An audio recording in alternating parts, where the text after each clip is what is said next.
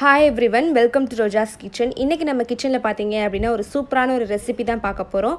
வெண்டைக்காய் ஃப்ரை எப்படி செய்யறதுன்னு ரொம்ப ஒரு சிம்பிளான ரெசிபி தான் இது. பிகினர்ஸ் கூட ஈஸியா செஞ்சிரலாம்.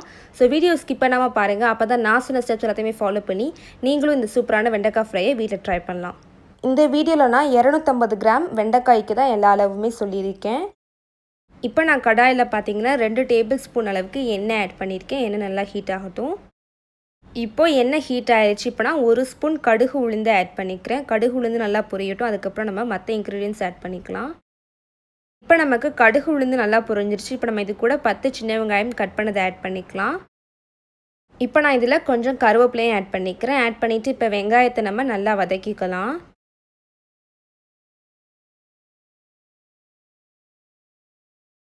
வெண்டைக்காயை இந்த மாதிரி நல்லா குட்டி குட்டியாக கட் பண்ணி வச்சுக்கோங்க.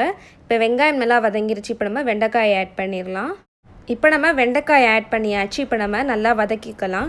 வெண்டைக்காயில் இருக்கிற வலுவழுப்பு போகிற அளவுக்கு நம்ம நல்லா வதக்கிக்கணும். வெண்டைக்காயில் இந்த மாதிரி தான் வளவளப்பு இருக்கும். ஸோ இது போகிற வரைக்கும் நம்ம அடுப்பை சிம்மில் வச்சு நல்லா வதக்கிக்கலாம். வெண்டைக்காய் நல்லா வதக்குனா தான் நமக்கு வெண்டைக்காய் ஃப்ரை நல்லாயிருக்கும்.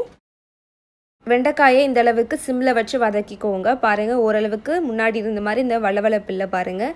இந்த ஸ்டேஜில் நம்ம மற்ற இன்க்ரீடியன்ஸ் எல்லாத்தையுமே ஆட் பண்ணிக்கலாம். 1/4 டீஸ்பூன் மஞ்சத்தூள் ஆட் பண்ணிக்கோங்க. நான் மிளகாய்த்தூள் 1 ஸ்பூன் ஆட் பண்ணிக்கிறேன். நீங்கள் உங்கள் காரத்தை அந்த மாதிரி ஆட் பண்ணிக்கோங்க. தேவையான அளவு உப்பை ஆட் பண்ணிக்கோங்க. இப்போ நம்ம ஆட் பண்ண மசாலாவோட சேர்த்து வெண்டைக்காயை சேர்த்து நல்லா மிக்ஸ் பண்ணிடலாம்.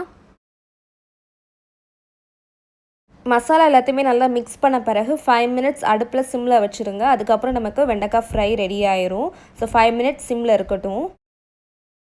இப்போ 5 மினிட்ஸ் ஆயிடுச்சு. நமக்கு வெண்டைக்காய் ஃப்ரை ரெடி ஆயிடுச்சு. ரொம்ப ஒரு சிம்பிளான ரெசிபி தான் இது. ரொம்ப ஈஸியாக செஞ்சிடலாம். சமையலுக்கு புதுசாக இருக்கிறவங்களும் ஈஸியாக செய்யக்கூடிய ஒரு ரெசிபி தான் இது. இது எல்லா சாதத்துக்குமே அவ்வளோ டேஸ்ட்டாக இருக்கும். ஸோ கண்டிப்பாக வீட்டில் ட்ரை பண்ணி பாருங்கள். ட்ரை பண்ணி பார்த்துட்டு எப்படி இருந்துச்சு அப்படின்னு சொல்லிட்டு கமெண்ட்ஸில் ஷேர் பண்ணிக்கோங்க. இந்த வீடியோ பிடிச்சிருந்தா லைக் பண்ணுங்கள். உங்கள் ஃப்ரெண்ட்ஸும் பார்க்க வச்சிங்கன்னா மறந்துடாமல் அவங்களுக்கும் ஷேர் பண்ணிடுங்க. சேனலுக்கு புதுசாக இருக்கீங்கன்னா மறக்காமல் சேனலை சப்ஸ்கிரைப் பண்ணி வச்சுக்கோங்க. கூட இருக்கிற பெல் ஐக்கானை கிளிக் பண்ணிக்கோங்க.